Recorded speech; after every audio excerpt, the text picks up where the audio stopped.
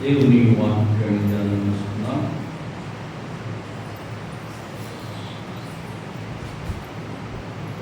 ఈ ప్రత్యేకమైన 7వ తేదీ 7 అనే మాట, 7 అనే సంఖ్య ఉన్నతమైన ప్రత్యేకమైన. కాబట్టి ఈ రాత్రి మన ధ్యానాంశం దేవుని వాక్యము చేసే దివ్యమైన కార్యాల గురించి ధ్యానం చేసుకున్నాం. దేవుని వాక్యం చేసే 7 దివ్యమైన కార్యాలు. ఆమేన్. అందరూ చెప్పండి, దేవుని వాక్యం చేసే 7 దివ్యమైన కార్యాలు. ఈ వాక్యం చేసే 7 దివ్యమైన కార్యాలు ధ్యానం చేసుకున్నాం. చూడండి, వాక్యం అనగానే చాలా మందికి తెలియదు, వాక్యం అద్భుతాలు చేస్తుంది. వాక్యము అద్భుతాలు చేస్తుంది. వాక్యం మన జీవితంలో ఉన్నతమైన కార్యాలు చేస్తారు. అందుకని ఒక తల్లికి ఒక్కటే కొడుకు అంట. అయితే ఆ ఒక్క కొడుకును చదివించి మంచి చదువులు ఉన్నతమైన స్థాయిలోకి వచ్చి ఆ కుమారుడు ఒక పెద్ద దేశ రక్షణ సైన్యంలో అధికారి అయ్యాడు. యుద్ధానికి వెళ్ళవలసి వచ్చింది. దేశ రక్షణ బాధ్యత చేసేటువంటి ఎవరైనా యుద్ధం వస్తే దేశం తరపున యుద్ధం చేయడానికి వెళ్ళాలి. యుద్ధం చేయడానికి వెళుతుంటే వాళ్ళ తల్లి చెప్పిందంటయ్యా, నువ్వు ఎప్పుడైనా యుద్ధానికి వెళ్ళవలసి వస్తే ఈ బైబిల్, ఆ రోజుల్లో చిన్న బైబిల్ ఉండే అందరికీ అంటారు, ఈ బైబిల్ నీ గుండె మీద పెట్టుకొని యుద్ధానికి వెళ్ళిపో, ఇంకా నీకేమీ. ఎవరు చెప్పారు ఈ మాట చెప్పండి?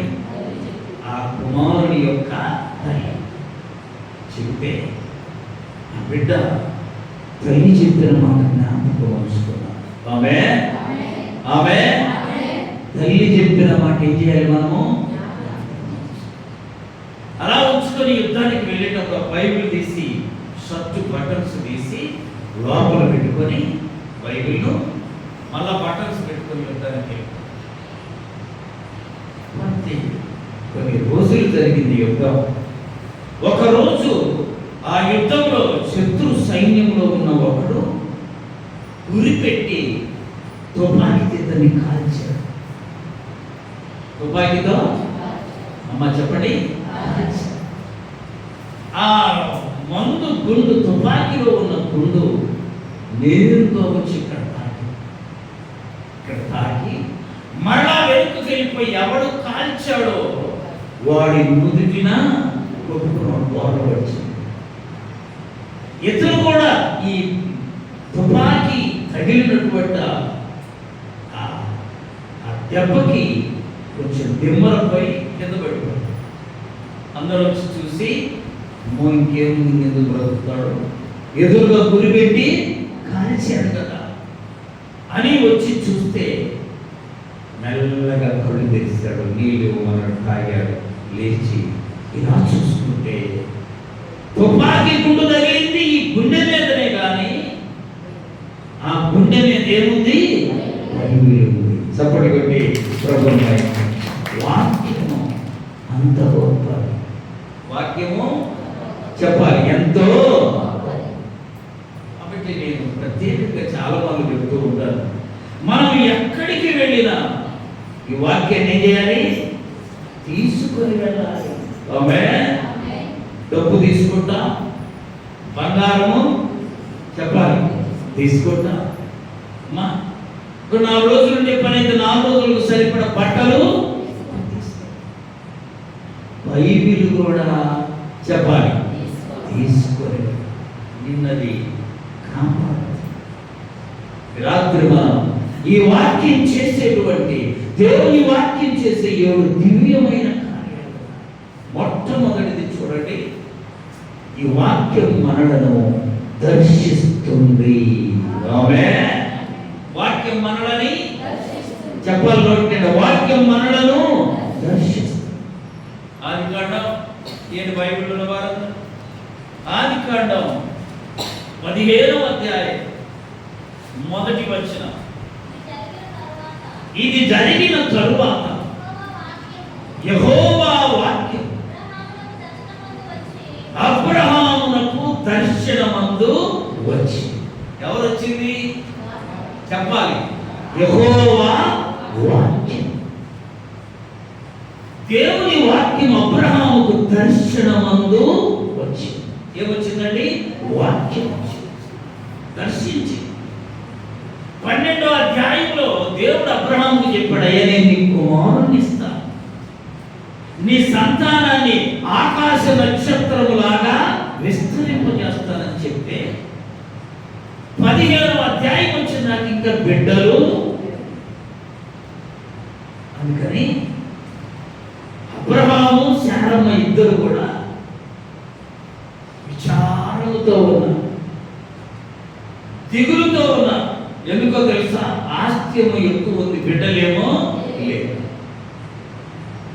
ఆస్తి ఉంది, బిడ్డలు ఉన్నారు, ఇంక దిగులు ఉండదు. వీళ్ళకేముంది? ఆస్తి ఉంది కానీ ఎవరు లేరు. చూడండి అక్కడ అంటాడు, అయ్యా నాకు ఏమిచ్చినా ఏమి లాభం? వాటిని అనుభవించడానికి నాకు సంతానము. ఆ సమయంలో దేవుని వాక్యం ఆయన యొద్దకు వచ్చింది. ఆమేన్. వాక్యము మన యొద్దకు వస్తే మనం ఎంతో ధన్యులం. ఆమేన్. అబ్రహాము గారి దగ్గరికి వాక్యం వచ్చి ఆ వాక్యం అంటుంది, ఇక చదువు అక్కడ. అబ్రహామా భయపడకు,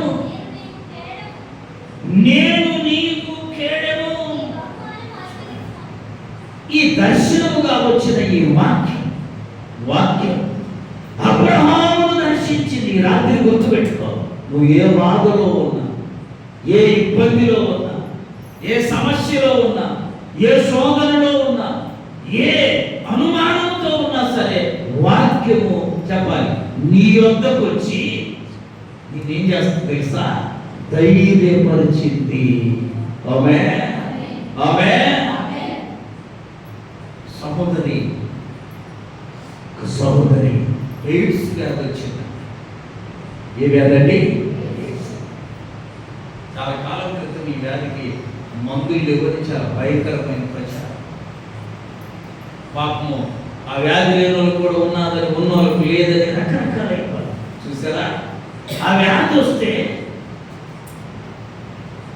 మద్రాసు తీసుకెళ్ళాడు భర్త, భార్య ఇద్దరు వెళ్ళారు. పరీక్ష చేసిన తర్వాత డాక్టర్ చెప్పారు, అయ్యే నీకు లేదు కానీ నీ భార్యకు వ్యాధి ఉందనగానే మద్రాసు స్టేషన్లోకి వచ్చి, రైల్వే స్టేషన్లోకి వచ్చి ఇక్కడే కూర్చొని నేను వెళ్ళి భోజనం చేస్తానని ఆ అమ్మాయిని అక్కడ కూర్చోబెట్టి అతను వచ్చేసాడు.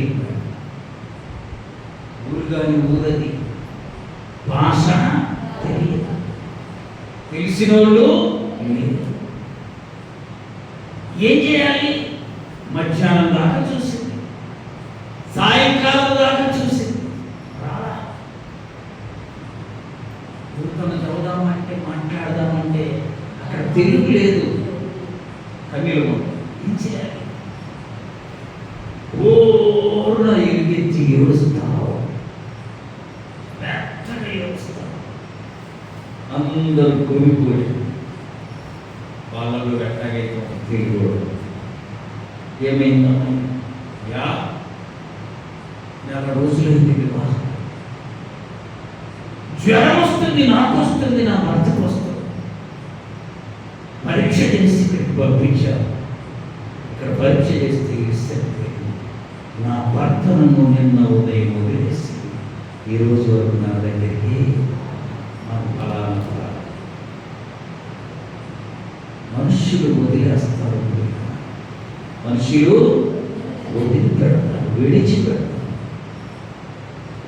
అక్కడ ఒక హాస్యం చర్చి సిస్టర్ ఉంది, ఆమె వచ్చిందమ్మా నా దగ్గర వద్దురా అని చెప్పి అమ్మాయిని తీసుకొని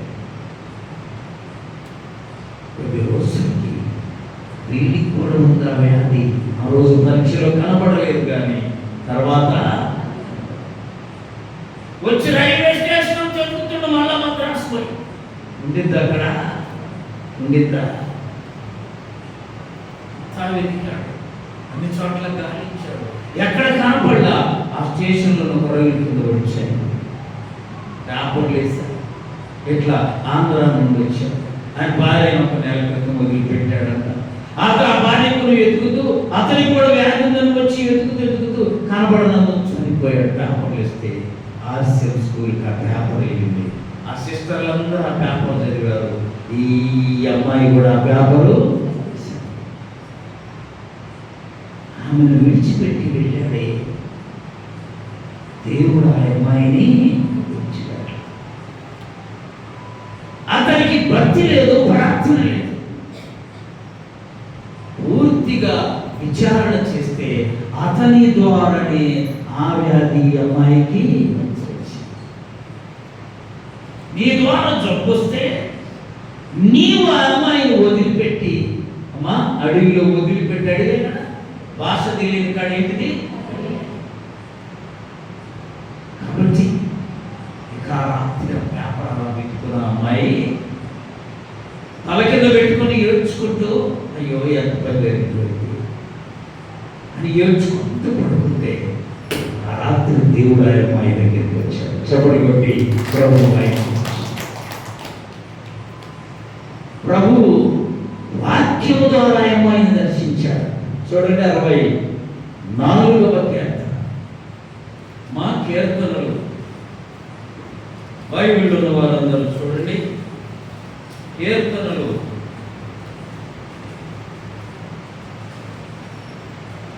65వ కీర్తన 2వ చరణం.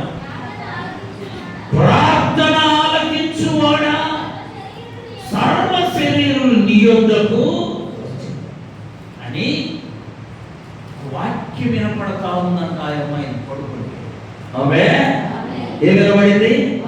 నీకు ఎప్పుడో వినబడిందా? చెప్పండి. ఈ మధ్య ఒక ఆయన ఫోన్ చేసి, అయ్యా రాత్రి పడుకుంటే 11-12 అయినా నాకు ముందే మా తలుపు పడతా ఉన్నారు, తలుపు పడతా ఉన్నారు, నిద్ర పట్టండి, భయం వేస్తుంది, ఏం చేయాలి, ఒక్కడే ఉండే భార్య తలుపు. నా భార్య ఏమన్నా వచ్చి పడుతుంది, నీకు భయం ఎందుకయ్యా? భార్య తలుపు తీయమంటే భర్త భయం ఉందమ్మా? చెప్పండి. భార్య చెయ్యా తలుపు తీయమంటే తీస్తామా తీయమా? దానికి భయం ఎందుకు అంటే ఇతర అనుమానం ఏంటంటే ఆమె దయ్యమయ్యి చెప్పాలి. దయ్యమయ్యి వచ్చి నేను అన్నా నీ భార్య తలుపు చూడు, అమ్మా భయమయ్య ఏం చేస్తాను, ఏం చేస్తుందంటే అంటుండు నన్ను కూడా దగ్గరికి ఏమన్నా బస్సు ఎక్కించుకొని తీసుకెళ్ళిద్దా. ఎంత అనుమానం! వాక్యం వినపడుతున్నట్టు ఈ అమ్మాయికి. నేను ప్రార్థనలను ఆలకించే దేవుడు. ఆమె ఈ రాత్రి ఎంత ధైర్యం మనకు ఆ మాట. ఆమె మనకెవరున్నారు? మన దేవుడు ఎవరు? ప్రార్థనలు చెప్పాలి.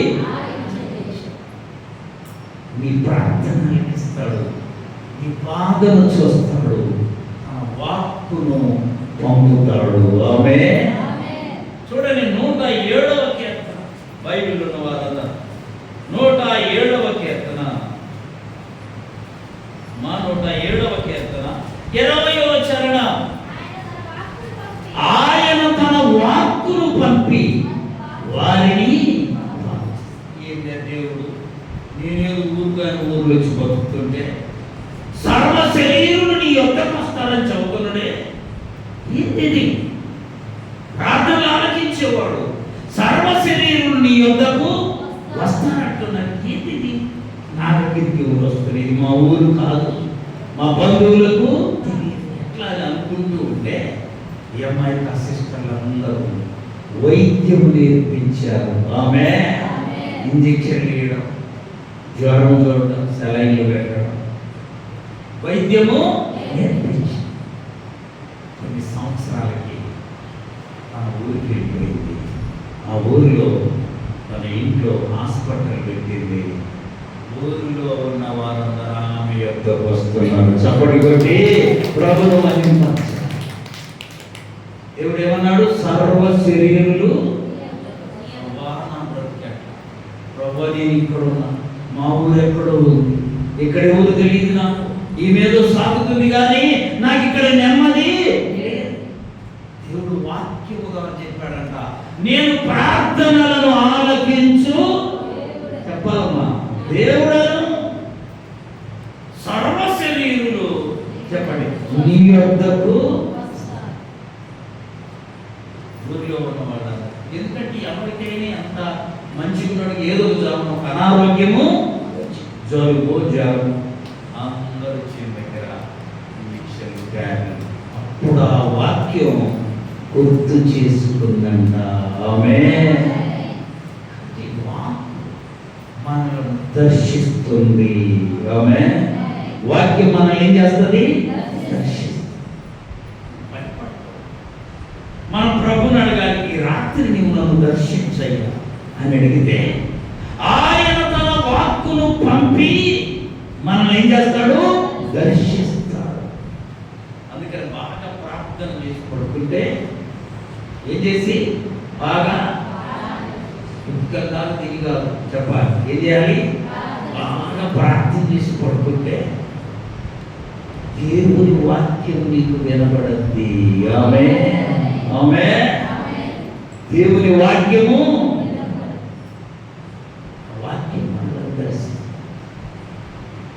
వాక్యము దర్శిస్తే మనకు ధైర్యం వస్తుంది. ఆ అమ్మాయికి అక్కడ ఉన్నంత కాలం ఆ వాక్యం వస్తా ఉన్నంత. ఎందుకు? బాగా ప్రార్థన చేసుకుంటుంది, ఏడుస్తుంది, కన్నీరు. అయ్యా వాక్యం ఎట్లా చేశాడు, ఎట్లా చేసినాడు? వాడు బాగుడు, వాడు ఏమయ్యాడు? చనిపోయాడు. నాకు ఎవరు దిక్కు, నేను అక్కడికి వెళ్తే ఎట్లా ఏంటి? నాను ఏడ్చి ఏడ్చి పడుకుంటే వాక్యం మీద పడుతుందంటో, నేను ప్రార్థనలను ఆలకించే సర్వ శరీరులు నీ వద్దకు వస్తాడు. ఏంటి నా దగ్గరికి అందరూ ఎందుకు వస్తారు? నేను అంత గొప్పదాన్ని ఎందుకు అవుతా? ఏంటి వాక్యం ఎట్లాంటిది వస్తుంది అనుకున్నాక రోజు వాక్యం వినపడేది. మొదట ఆ ఊరిలో వాళ్ళ ఊరిలో పెద్ద పేరుగాంచిన వైద్యురాలైపోయింది. ఆమేన్. నేను చిన్న పిల్లలకు కృష్ణమూర్తి అని ఉండేవాడు. గొనపండు దూరమా మీ ఊరి డాక్టర్ గొనపండ గాను కృష్ణమూర్తి ఆయన ఖాయం. ఆయన కంటూ చదువుకున్న ఆయన కాదు. 4 మాత్రలు అయితే 3 పని చేసి నా కూడా గుర్తు పెట్టుకొని ఎత్తుండేవాడు. అంటే పూర్తిగా ఎగ్జాంపుల్ అలాంటి ఆయన అంటే ఆయన దగ్గర చుట్టూ ఉన్న పిల్లలందరూ వచ్చారు. ఇంకా వేరే డాక్టరు కదా. ఆమె కూడా ఆ ఊర్లో నాకు ఒక్కటైందంట. ఆ ఏరియా అందరూ వచ్చి ఆమె దగ్గర తీర్చుకుంటుంటే అప్పుడు ఆమెకు వాక్యం జ్ఞాపకం వచ్చిందంట. వాక్యములను దర్శించింది. వాక్యములను దర్శించింది. కాబట్టి మనల్ని ఎవరు దర్శించాలి చెప్పాలి? వాక్యము వాక్యము దర్శిస్తుంది. చూడండి, రాజులు మొదటి రాజుల గ్రంథం 21వ అధ్యాయం 17వ వచనం. యెహోవా వాక్కు తిష్బీయుడైన ఏలియాకు ప్రత్యక్షం. వాక్యం ఏమైంది? ప్రత్యక్షం, దర్శించి. ఏలియా నువ్వు ఫలాని కార్యం చేయి, ఏలియా నువ్వు ఫలాని కార్యం చేయి అని దర్శించి. వాక్యము నిన్ను నన్ను దర్శిస్తుంది. మనుషులు దర్శించకపోవచ్చు. ఆయన దగ్గర ఫలాని వ్యాధులను ఎవరు దర్శించరా, కానీ ఎవరు దర్శించారు? దేవుని వాక్యము దర్శించి. మనుషులందరూ నిన్ను తీసివేయవచ్చు, దేవుడు తీసివేయవచ్చు. దేవుడు తన వాక్యము ద్వారా నిన్ను దర్శిస్తాడు. దేవుని నామానికి మహిమ కలుగును గాక.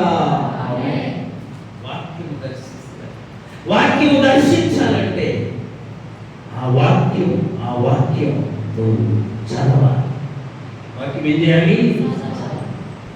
వాక్యం చేసే దివ్యమైన 7 కార్యాలు మనం ధ్యానం చేస్తున్నాం. మొదటిది, వాక్యం మనలను దర్శిస్తుంది.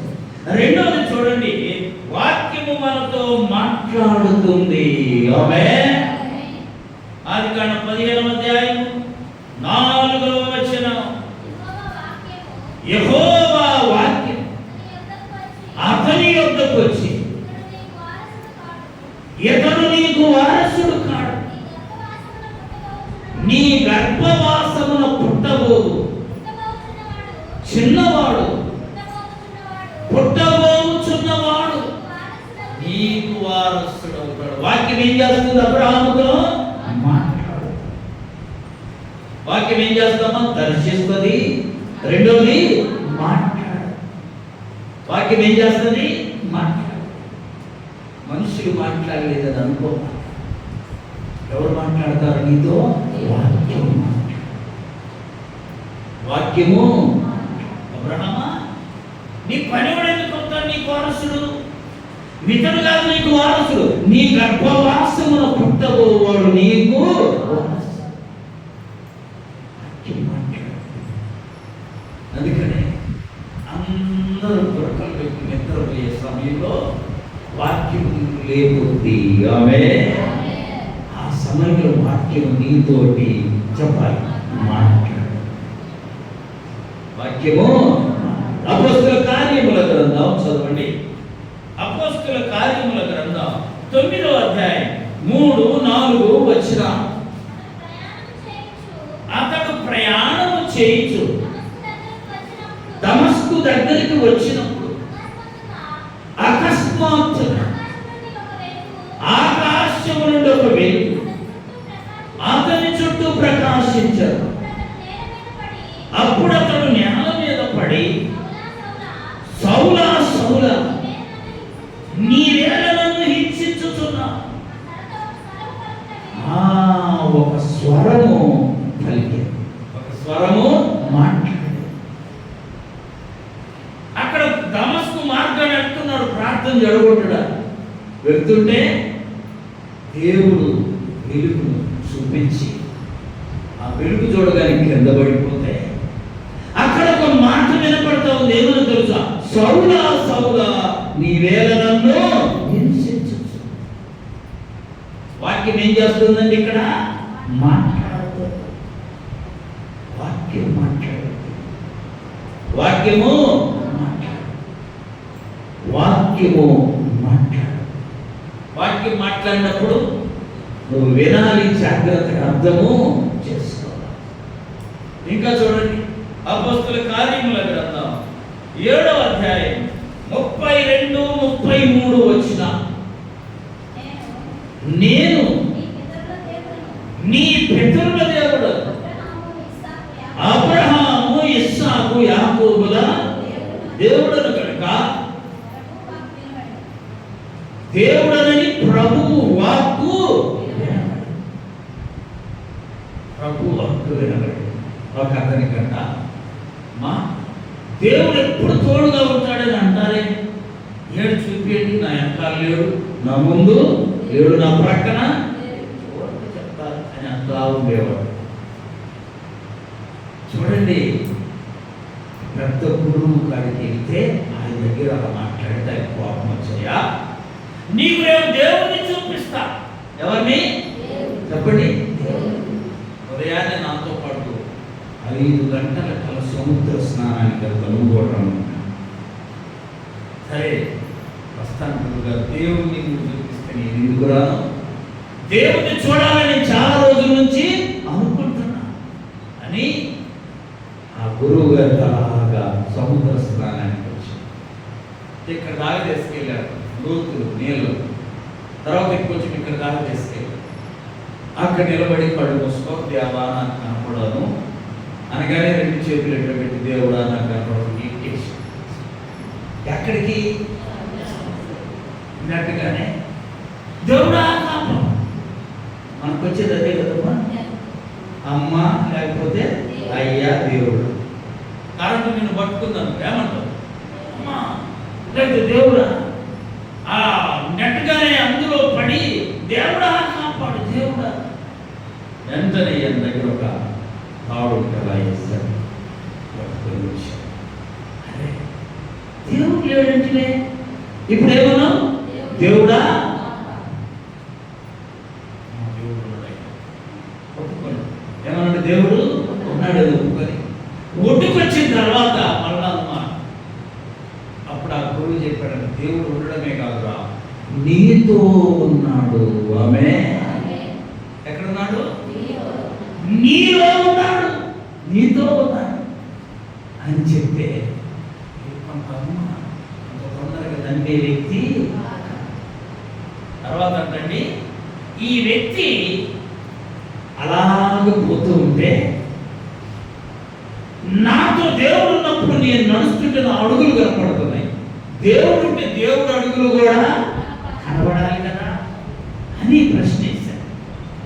అప్పుడు దూరం నుండి ఒక స్వరం వినపడుతుందంట, నా కుమారుడా ఆ కనబడే అడుగులు నీ కాదు. చప్పటి కొట్టి ప్రభు అడుగులు ఎవరి? నా అడుగుల్లో నీవు అడుగు వేస్తూ నడుస్తున్నావు. ఆ రోజు నుండి ఆ వ్యక్తి మారిపోయాడంట. వాక్యం దర్శిస్తుంది, వాక్యం మాట్లాడింది. ఆమె అందుకని చాలా మంది ఈ వాక్యాన్ని దగ్గరించుకోవడానికి ఇష్టపడతారు. ఆమె వాక్యం ఎక్కడ ఉండాలి? అమ్మా ఎక్కడ ఉండాలి? నేను ఒక లింక్ పెట్టి బీరువా తీసి బీరువా తీసి ఏం కావాలమ్మా? డబ్బులు బంగారము రావాలి. ఏం తీసుకొచ్చారు? బైబిల్ తెచ్చి పలుపు బాగా ఊది అంతా తుడిచి కొత్త బైబిల్ అయ్యా. ఏ బైబిల్? 10 ఏళ్ళు అయిందయ్యా ఇది నేను తీసుకొచ్చి ఇక్కడే పెట్టి. ఎందుకు? బరువుగా. ఎందుకు పెట్టినట్టు? బైబిల్ ఏం చేయాలమ్మా? నువ్వు చదవాలి అంతేగాని అక్కడ పెట్టడానికి కాదు. నువ్వు బీరువాలో పెట్టుకుంటే దీనివల్ల ఉపయోగం ఏంటి? బైబిల్ ఏం చేయాలి? చదవాలి. అదేంటైందయ్యా నేను దీన్ని ముట్టుకోవాలా, ఇంకెళ్ళి రోజు చూస్తా. ఇదిగో చూడు కొత్తగా, ఇంకా 20 ఏళ్ళు అయిన కొత్తగానే చదివిన దాఖలా. ఈ వాక్యం నీతో మాట్లాడాలంటే ఆ వాక్యాన్ని చదవాలి. 2 విషయాలు, 2 దివ్యమైన సంగతులు. ఒకటి, వాక్యం మనలను దర్శిస్తుంది, వాక్యం మనతో మాట్లాడుతుంది. ఎప్పుడు దర్శిస్తుంది? ఇబ్బందుల్లో దర్శిస్తుంది, విచారంతో ఉన్నప్పుడు దర్శిస్తుంది, దిగులుతో ఉన్నప్పుడు దర్శిస్తుంది, బాధలో ఉన్నప్పుడు దర్శిస్తుంది. అంతేకాదు మనము ఎప్పుడు లేదే నాకు దిక్కు లేదని బాధపడుతుంటే వాక్యం నీతోటి మాట్లాడు. ఆమె వాక్యము మాట్లాడుతుంది. 3వ మాట చూడండి, దేవుని వాక్యం చేసే మూడవ మాట, దేవుని వాక్యం చేసే దివ్యమైన కార్యాల్లో 3వ మాట, వాక్యము శుద్ధి చేస్తుంది. ఆమె వాక్యం ఏం చేస్తుంది? 119వ కీర్తన 9వ చరణం చదవాలి. యవనస్తులు దేని చేత తమ నడతను శుద్ధి చేసుకుందురు? నీ వాక్యమును బట్టి దానిని జాగ్రత్తగా గైకొనుట లేక చూచుకొనుట చేతనే. వాక్యం ఏం చేస్తామా? శుద్ధి చేస్తుంది. ఏం చేస్తుంది? ఎంత శ్రేష్టమైన మాట అంటే ఇది. యవనస్తులు దేని చేత శుద్ధి పొందుతారు? దేవుని వాక్యాన్ని జాగ్రత్తగా చూచుట ద్వారా. వాక్యం శుద్ధి చేస్తుంది. నీలో ఉన్న మురికి పోవాలంటే, నీలో ఉన్న మురికి వంటి ఆలోచనలు పోవాలంటే వాక్యము నీలో ఉండాలి. వాక్యం శుద్ధి చేయడం అంటే మా వాక్యం చదివినప్పుడు భయం కలుగుతుంది. ఆమె వాక్యము భయం పుట్టిస్తుంది. అప్పుడు నీలో ఉన్న కల్మషమంతా తీసివేసుకుంటా. సంఘంలో ఒక యవనస్తుడి కదా, మా పాటలు పాడతారు, చక్కగా బైబిల్ చదువుతారు, చక్కగా ఆరాధన చేస్తారు, చక్కగా మందిర పనిలో ముందుంటాడు. అన్నిటిలో అసలు వంక పెట్టడానికి ఏమీ అందరూ అనుకునేవాడంట, ఈ యవనస్తుడు ఈ యవన ప్రాయంలో ఇలా ఉన్నాడు, ఎంత యవన ప్రాయంలో ఇంత పరిశుద్ధంగా శుద్ధిగా ఉన్నాడని అందరూ ఆ అబ్బాయి గురించి మెచ్చుకునేవాడు. ఒకరోజు ఉన్నట్టుండి ఈ నోట రక్తం పడి, నోట రక్తం హాస్పిటల్ తీసుకెళ్ళా, ఈ గొంతుకు క్యాన్సర్ వచ్చింది. ఎక్కడ చెప్పండి, గొంతు క్యాన్సర్ వచ్చింది. గొంతు క్యాన్సర్ వచ్చిందయ్యా, ఆపరేషన్ చేయాలి. ఆపరేషన్ చేసామంటే నీకు మాట రాదు, మాట్లాడే అవకాశము ఉండదు. ఆలోచించు. అందరు సంఘంలో నీటితో ప్రార్థన చేస్తున్న ప్రభా, సంఘం అంతటిలో కల్లా శుద్ధిగా ఉన్నవాడు, పరిశుద్ధంగా ఉన్నవాడు, ఇలాంటి యవనస్తుడు యవన ప్రాయంలో ఎంత మంచి యవనస్తుడికి వ్యాధి రావడం ఏందయ్యా, గొంతు క్యాన్సర్ రావడం. అందరూ ప్రార్థన చేస్తారు, ఇంకా తల్లిదండ్రులు ఇంకా ఎక్కువ ప్రార్థన చేస్తారు. చూడండి, హాస్పిటల్కి తీసుకెళ్తే హాస్పిటల్ ఆపరేషన్ థియేటర్కి తీసుకెళ్ళి ఆ బెడ్ మీద పడుకోబెట్టి ఆపరేషన్ చేయడానికి ప్రయత్నిస్తూ బీపీ చూస్తే చాలా ఎక్కువ వెళ్ళిపోయింది. అయ్యా బీపీ ఎక్కువ ఉంది, ఇప్పుడు ఆపరేషన్ చేయడానికి కుదరనే. నా రోజులు ఇందులో ఉన్న టెన్షన్ పరిమాణం పోవాలా, అప్పుడు చేస్తాను. ఇంటి దగ్గరికి వస్తే అందరికీ ఇదే బాధ. యవనస్తుడు ఇంత యవన ప్రాయంలో ఇంత పరిశుద్ధంగా ఉన్నాడు, ఇతనికి ఏంటి ఈ వ్యాధి, ఇతనికి ఏంటి ఈ వ్యాధి. అందరూ 4 రోజులు అయిపోయింది, మరణం వచ్చి ఆపరేషన్ థియేటర్లోకి తీసుకెళ్తూ డాక్టర్లు, ఇక నువ్వు ఆపరేషన్ థియేటర్లోకి వెళ్ళిపోతున్నావు, ఆపరేషన్ చేస్తాం గొంతుకి, ఇక నీకు నోట మాట చివరిగా మాట్లాడాలనుకుంటే ఎవరికైనా మాట్లాడాలి. అందుకని అందరినీ దగ్గరికి వచ్చాను. తల్లిదండ్రులు ఉన్నారు, సంఘస్థులు ఉన్నారంట. అన్నాడంట, దేవునికి స్తోత్రం. ఆమేన్. చెప్పండి కొట్టండి సార్. ఏమంటే దేవునికి స్తోత్రం చెప్తే పరిస్థితి అది ఆత్రం స్తోత్రం కాదు. ఏముంటుంది ఆ టైంలో?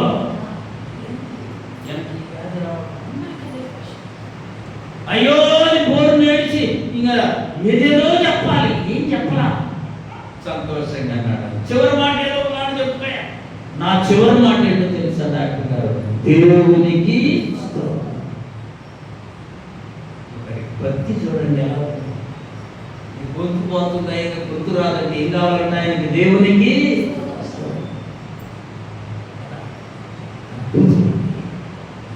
థియేటర్లోకి వెళ్ళిపోయిన తర్వాత ఈ బీపీ మొన్న ఆపరేషన్ చేయనప్పుడు చూస్తే 400 నుంచి 600.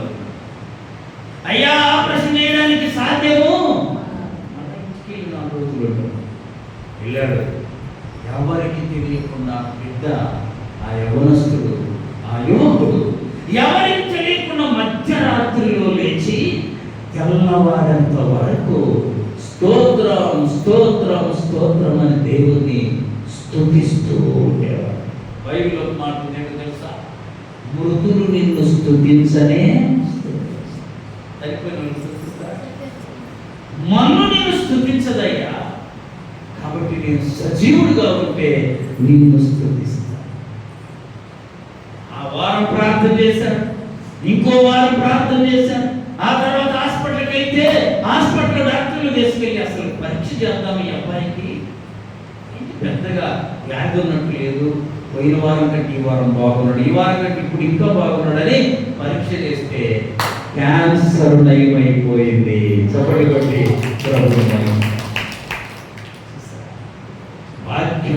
వాక్యం మనతో మాట్లాడితే మనలను శుద్ధి ఉంది. గొంతులో వ్యాధి ఉంది. ఎప్పుడు 10 రోజులు, ఎప్పుడు 20 రోజులు, ఇప్పుడు వ్యాధి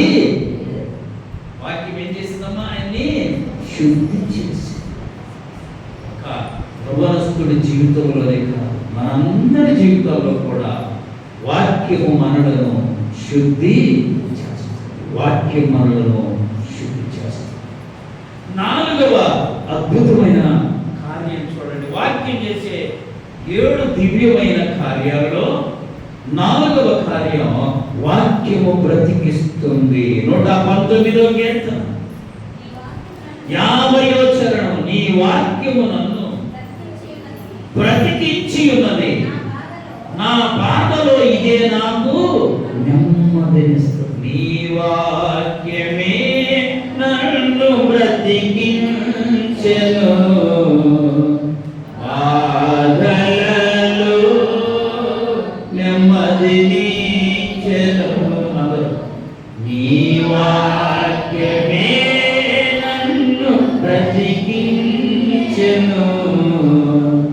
బాధలలో నెమ్మదినిచ్చెను. కృపాశక్తి దయాశక్తి సంతోష వాక్యమై ఉన్న యేసు వందనమయ్యా.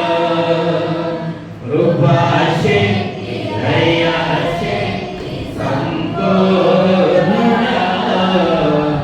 వాక్యమై ఉన్న యేసు వందనమయ్యా. నీ వాక్యమే నన్ను బ్రతికించును, బాధలలో నెమ్మదినిచ్చెను. వాక్యం ఏం చేస్తుంది? బ్రతికిస్తుంది. ఈ వాక్యం అంత శక్తి, ఈ వాక్యము అంత బలమైన. హెబ్రీయులకు రాసిన పత్రికలో ఉంది చూడండి. హెబ్రీయులకు రాసిన పత్రికలో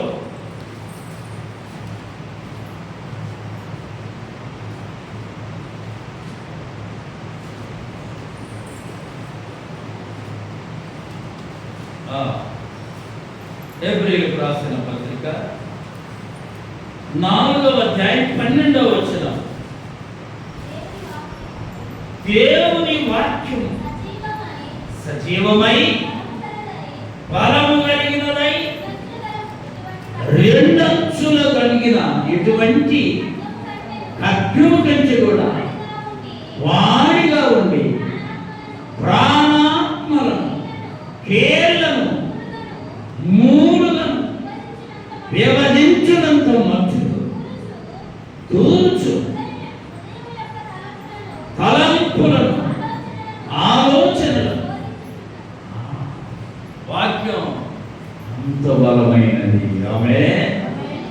అందుకని ఈ వాక్యాన్ని మనం ఎప్పుడెప్పుడు చదవాలని చెప్పాడు చూడండి. వాక్యంలో 1వ కీర్తన 2వ చరణం, యెహోవా ధర్మశాస్త్రమునందు ఆనందించుచు, చెప్పాలందరూ, దివారాత్రము దానిని ధ్యానించువాడు. అంటే పగలు సమయం ఉంటే వాక్యం చదివితే ఆ వాక్యం నీకు నెమ్మదినిస్తుంది. ఆమేన్. ఆ వాక్యము నిన్ను బ్రతికిస్తుంది. ఆ వాక్యము నిన్ను శుద్ధి చేస్తుంది. ఆ వాక్యము నిన్ను దర్శిస్తుంది. ఆ వాక్యము నీతోటి మాట్లాడుతుంది. కాబట్టి నువ్వు ఎన్ని సోపులేసి శుద్ధి చేసుకున్నా హృదయంలో ఉన్న మురికిపో. వాక్యం చదివితే, వాక్యాన్ని ధ్యానం చేస్తే ఆ వాక్యము నిన్ను శుద్ధి చేస్తుంది, నిన్ను నెమ్మదితో. చూడండి, 5వ కార్యం వాక్యం చేసే దివ్యమైన 7 కార్యాలలో 5వ కార్యం 119వ కీర్తన 105వ చరణంలో, వాక్యము త్రోవకు వెలుగయ్యుండెను. నీ వాక్యం నా పాదములకు దీపమును, నా త్రోవకు. వాక్యం అంటే మన త్రోవకు. మనం నడిచేటప్పుడు వెలుగుంటే చక్కగా తొట్టిల్లకుండా నడవగా, చీకట్లో నడిస్తే తొట్టిల్లుతా. అందుకనే భక్తుడైన దావీదు గారు అంటున్నాడు, నీ వాక్యము నా త్రోవకు, నా పాదములకు దీపము, పాదాలకు. అందుకని చాలా మంది చెప్తున్నాం, రోమీయులకు రాసిన పత్రిక 10వ అధ్యాయం 8వ వచనం అదేమని చెప్పుచున్నది? వాక్యం నీ యొద్దను, నీ నోట, నీ హృదయములో ఉండాలి. ఎక్కడెక్కడ ఉండాలమ్మా? పెట్టె మీద వాక్యమే, గూట్లో వాక్యమే, మా ఇంట్లో వాక్యం. అది కదా అట్లేదట్లా. బైబిల్ ఏమనుంది? వాక్యము నీ యొద్దను, నీ నోటను, నీ హృదయంలో. ఆమేన్, ఆమేన్. బైబిల్ చూడండి, కొంతమంది లెక్క లేకుండా ఎక్కడంటే అక్కడ పెడతారు. అర్థమైందా? ఊరికి వెళ్తే బైబిల్ తీసుకురా, బైబిల్ తీసుకురా. బైబిల్ అందరూ అడుగుతున్నాడు. ఇంట్లో ఉన్న అందరూ అడుగుతారు, ఒక్క బైబిలే ఉంది. ఆడ చూసి కొంత మీద ఉంది. ఎక్కడుంది? కొంత మీద మూతగా పెట్టారు బైబిల్. కొంతమంది బైబిల్ అంటే అంత నిర్లక్ష్యం. గమనించండి, బైబిల్ అంటే ఏంటో తెలుసా? నీకు వెలుగు, నీ త్రోవకు, నీ పాదములకు. వాక్యము నీకు త్రోవ చూపుతూ ఉంటే నువ్వు సరి అయిన మార్గంలో నడుస్తా, సరి అయిన మార్గంలో నడుస్తా. అందుకని ఈ వాక్యం మనం ఎక్కడికి వెళ్తున్నా, ఎక్కడికి వెళుతున్నా ఈ వాక్యం తీసుకొని మనం వెళ్ళాలి. ఆమేన్. 5:30 బెంగళూరులో దిగితే, మన తెల్లవారుజాము 5:30కి బెంగళూరులో దిగి ఇక ఫ్రెష్ అప్ అవ్వాలని స్నానం చేసుకొని కొంచెం బ్రష్ చేసుకొని వెళదామని అక్కడ ఏ బాటలకి వెళ్ళి కొంచెం ఫ్రెష్ అప్ అవ్వడానికి కొంచెం గంట అరగంట టైం ఏమంటే 2,000 ఇస్తే ఇప్పుడు అరగంట అయినందు, గంట అయినందు 24 గంటలు. అది రేట్ అండి. అట్లా మాట్లాడు. నేనే మొదలు పెట్టేవాడిని. 4 ఆటోలు 5 ఆటోలు తిరిగి ఇంకొక ఆటోల దగ్గరికి వెళ్ళయ్యా కొంచెం ఫ్రెష్ అప్ అవ్వడానికి. ఆ మాట్లాడగానే అయ్యా మీరు పాస్టరా అన్నాడు. సపోర్ట్ కొట్టడం, మీరు అవునయ్యా నీకు పెట్టారు. బైబిల్ బైబిల్ ఉంటుంది మన దగ్గర. ఇక దాన్ని ఎవడు మన దగ్గర నుండి 104 ఇష్టం వచ్చిన ఆ రూమ్లోకి చక్కగా ఏం చేసుకొని బ్రష్ చేసుకొని స్నానం చేయడానికి వేడి నీళ్ళు, బెంగళూరులో చల్లగా ఉంటుంది, బాగా చల్లగా ఉన్నాయి నీళ్ళు. వేడి నీళ్ళు అయితే బాగుండు.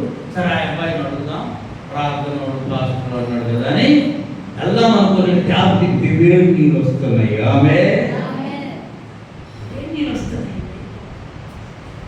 చక్కగా స్నానం చేసి 1 గంట తర్వాత కిందకి అయ్యా నా కోసం ప్రార్థన. నేను డబ్బులు ఇవ్వకపోతే 100-200 డబ్బులు వస్తాయి నా కోసము. ఎక్కడికి వెళ్ళినా ఈ వాక్యం మనల్ని నడిపిస్తుంది. ఆమేన్, ఆమేన్. కాబట్టి ఏం తీసుకెళ్ళాలా? బట్టలు పట్టకుండా చిప్పులని పగిలిపోకుండా బ్యాగ్ నిండా బట్ట, బ్యాగ్ నిండా బట్ట. నేను వేరే దేశం పోయినా 4-3 జతలు తీసుకెళ్తాను. మనం 2వ ఒకటి ఇంటికి తీసుకొచ్చాను. భద్రం వాడు ఏ పని అక్కడ ఏసీగా కూర్చోండి, మట్టి పనికి పోయినా లేదు. నీ బట్టలు, నీ బంగారం, నీ డబ్బు ఎంత ప్రాముఖ్యం, వాటికి మించినది వాక్యం. ఆమేన్. ఒకసారి ఇలా పట్టుకోండి, అందరు బైబిల్ ఉన్న వాళ్ళు ఉన్నాయా? కింద పెట్టిన వాళ్ళు కూడా పట్టుకోండి. ఈ వాక్యం దేవుడు. చూడండి, ఇక మనం 5వ మాట ఏం చదువుకున్న ఈ వాక్యము త్రోవకు.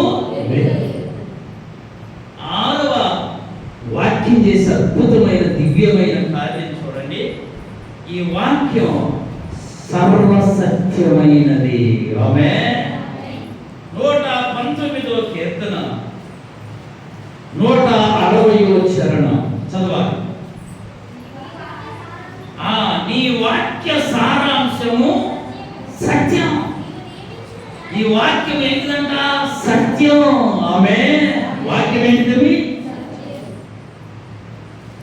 ఒక ఆయన నన్ను అడిగాడయ్యా, బైబిల్లో దావీదు గారు ఒక్క పాపం చేస్తే అది రాయించాడు ఎందుకు దేవుడు?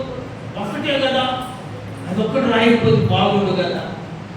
నేను అప్పుడు చెప్పానయ్యా, అలా రాస్తే మంచి ఎన్ని రాసి చెడ్డవి రాయలేదనుకో, ఇది సత్యమైన గ్రంథము. అర్థమైనా? ఒక వ్యక్తి జీవితం, భక్తుని జీవితం ప్రారంభంలో ఎలా ఉంది, మధ్యలో ఎలా ఉంది, తుదకు ఎలా ఉంది, 3 విషయాలు చెప్పబడ్డాయి. వాళ్ళ బలహీనతలు రాయబడ్డాయి, వాళ్ళ బలము. ఇది సత్యమైన గ్రంథం. కొన్ని గ్రంథాల్లో బలహీనతలు ఉండవు. ఒక వ్యక్తి గురించి మంచి రాయబడుతుంది, అది సత్యమైన గ్రంథము. ఒక రాజు అంట మా రాజ్యానికి వచ్చారు. రాజ్యానికి వచ్చి పరిపాలన చేస్తూ వారంలో ఒక రోజు వెళ్ళి ఆ ఊరి చివరన ఒక చిన్న గుడిసె లాంటిది ఉంటే అందులోకి తలుపు తీసుకొని వెళ్ళి ఒక అరగంట నుండి వచ్చేవాడు. మళ్ళీ తలుపు వేసుకోవాలి. అందరూ అనుకున్నారట ఆ గుడిసెలో ఏదో ఏదో దాచిపెడుతుంది, డబ్బులన్నీ దాచిపెడతాం, బంగారం అంతా దాచిపెడుతుంది. అంటే వారంలో ఒక రోజు వెళ్తున్నాడే ఆయన అంతా ఉన్నారు. ఒకరోజు మెల్లగా ఆయన లోపలికి వెళ్ళనిచ్చి సైన్యాన్ని బదిలించారు. తలుపు తీసి చూస్తే ఒక పాత ఇనుప పెట్టె, పాత ఇనుప పెట్టె. ఆ పెట్టె ముందు కూర్చొని ఆ పెట్టెను అలా పట్టుకొని మనసు నిండా ప్రార్థన చేసుకొని బయటకు వస్తాను. వెళ్ళనిచ్చి ఆ తలుపు తీసి ఆ పెట్టెలు ఏమో ఉందనుకుంటున్నారు వీళ్ళు. తెలుసా అండి? ఆ పెట్టె ఓపెన్ చేసి చూస్తే ఒక జత పాత బట్టలు. అర్థమైందా? ఆయన పాత బట్టలు ఒక జత అందులో ఉన్నాయట. చూశారు. రాసి ఎన్ని రోజు వారానికి వచ్చి ఒకరోజు చూసుకోవాలి. ఒకరోజు ఆయన పట్టుకొని అడిగారయ్యా, గుడిసెలోకి వెళ్ళి ఏం చూస్తున్నావు, ఏం పెడుతున్నావు? అదంతా పాత పెట్టే పాత బట్టలే కదా. నా పాత జీవితం అలాంటిది, దేవుడు నన్ను అక్కడ నుండి ఇక్కడికి తెచ్చాడు. అది మరిచిపోకుండా ఉండడానికి నేను వారం వెళ్ళి దానిని. కొంతమంది మా కొంచెం దేవుడు ఆశీర్వదించలేకి అర్థమైందా? ఎంత అన్నారు చెప్పండి, ఏం నడుస్తారు చెప్పాలి. అలా అది మంచిది. ఎక్కడ నుండి వచ్చామో గుర్తుంచుకోవాలి. ఏ స్థితి నుండి దేవుడు మనల్ని ఏ స్థితిలోకి నడిపించాడు ఇప్పుడు జ్ఞాపకము. చూడండి, దేవుని యొక్క వాక్యం చేస్తే 7 దివ్యమైన కార్యాల్లో 7వది చూడండి, ఈ వాక్యము దేవుడై ఉండెను. యోహాను సువార్త, యోహాను సువార్త 1వ అధ్యాయము 1వ వచనం. ఆది యందు వాక్యము ఉండెను, వాక్యము దేవుని యొద్ద ఉండెను, వాక్యము. ఇప్పుడు చెప్పండి, ఈ వాక్యం ఏమైంది? ఈ దేవుడిని నువ్వు మూల పెడతావా? ఈ దేవుడిని నువ్వు దాచిపెడతావా? ఈ దేవుడిని అక్కడ ఇసిరేస్తావా? ఈ దేవుడిని ఒక కవర్లో పెట్టి మూసి పెడతావా? తప్పండి. ఈ వాక్యం దేవుడు. అందుకనే యాకోబుకు వాక్యము ద్వారా దేవుడు తెలియజేస్తాడు. అబ్రహాముకు వాక్యము ద్వారా దేవుడు మాట్లాడాడు. అందుకని ఈ వాక్యం మన యొక్క ఎప్పుడు ఉండాలి. ఆమేన్. ఎప్పుడు ఉండాలి? ఎల్లప్పుడూ. ఏం మర్చిపోయిన ఇబ్బంది లేదు, కానీ వాక్యాన్ని మర్చిపో. ఈ వాక్యం ఎలా కాపాడుతుందో చెప్పనా? నేను 10th క్లాస్ చదువుతాను. బాగా నా పేరు లడ్డుగాడు. చిన్నప్పుడు అంటే బాగా ఉండేవాడు. లడ్డుగాడు అంటే మన పాపం. నాకెందుకు పాపం? లడ్డు అంటే మంచిదేగా, తేడా అంటే పాపం రావా. అప్పుడు తెలియదు, చిన్నప్పుడు కదా లడ్డుగాడు. 10th క్లాస్ చదువు ఒంగోలు బయట మీటింగ్ జరుగుతాడు. మంచి పెద్ద మంచి దైవజనులు వచ్చారు. 3 దినాలు వాక్యం చక్కగా ప్రార్థన కూడికలు జరిగాయి. తిరిగి దొనకొండ వస్తాయి. అప్పట్లో నాకు బస్సు ఎక్కితే వామిటింగ్స్ అయ్యి, అందుకని ఎక్కడికి వెళ్తున్న లారీను ఆటోలో వెళ్ళేవాడు. ఇక ఒంగోలు నుంచి లారీ ఎక్కా. ఆ లారీలో టాప్ ఉంటుంది, ముందు సైడ్ ఎత్తుగా, దాని మీద కూర్చొని నా దగ్గర సంచిలో బైబిలు కంజర్లు ఉండేది. ఆమె బైబిలు ఈ 2 సంచిలో పెట్టుకుని ఆ టాప్ మీద కూర్చొని పాటలు పాడుకుంటా ఉన్న నా లోకంలో నేను చీమ గుర్తొచ్చేసరికి జరిగిన సంగతి, చీమ గుర్తొచ్చేసరికి ఆ లారీకి ఇలా తిప్పే స్టీరింగ్ ఉందే, అది విరిగిపోయింది. స్టీరింగ్ ఇంకా లారీ కంట్రోల్ అవ్వట్లా, బ్రేకులు ఫెయిల్, ఏం చేయాలన్నా డ్రైవర్ దూకేసి లారీలో వాళ్ళందరూ దూకేసారు. నేను ఎక్కడున్నా దూకే అంటున్నాడు. అంతసేపటికి చూస్తే అందరూ లేవు లారీ. అమ్మ బాబు అని ఆ బైబిల్ సంచిలా పట్టుకొని ఎక్కిరలా దొరికితే పెద్ద ఉరిగడ్డి వాము దాని మీద కూర్చున్నా.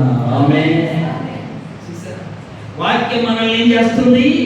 బ్రతికిస్తుంది. ఆమె నాకంటే ముందు దూకిన వాళ్ళందరికీ చేతులు ఎరిగినాయి, కాళ్ళు ఎరిగినాయి, దెబ్బలు తగిలినాయి. నాకు కొంచెం కూడా ఎవరున్నారు నాతో చెప్పాలి. మీరు కూడా పనికి వెళ్ళేటప్పుడు ఏం చేసుకెళ్ళా?